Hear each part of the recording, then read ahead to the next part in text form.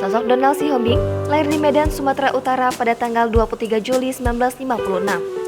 Ia adalah seorang pengusaha Indonesia yang berasal dari Tanah Batak dan sukses dalam mendirikan PT Totalindo Eka Persada Tbk. Donald Sihombing masuk dalam daftar orang terkaya di tanah air dan menempati peringkat 20 besar. Dalam data majalah Forbes, kekayaannya senilai 1,4 miliar US dollar atau setara dengan 19 triliun rupiah. Baru-baru ini, viral di media sosial TikTok seseorang naik mobil mewah Ferrari di kawasan wisata di Danau Toba, tepatnya di wisata rohani di harian Boho Sibae-Bae, Samosir, Sumatera Utara.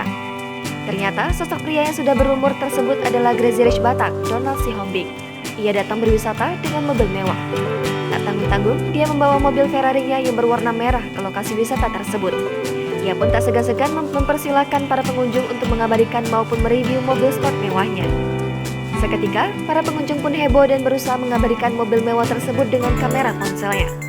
Memang, lokasi Sibae-Bae ini terkenal dengan jalan tikungan yang berhadapan langsung dengan akhir kelokan buntu mengarah ke Danau Toba, di mana kelokan tersebut sangat cocok untuk menjadi spot foto Instagramable saat sedang berada di luar negeri. Jangan lupa subscribe, share, komen, dan like ya!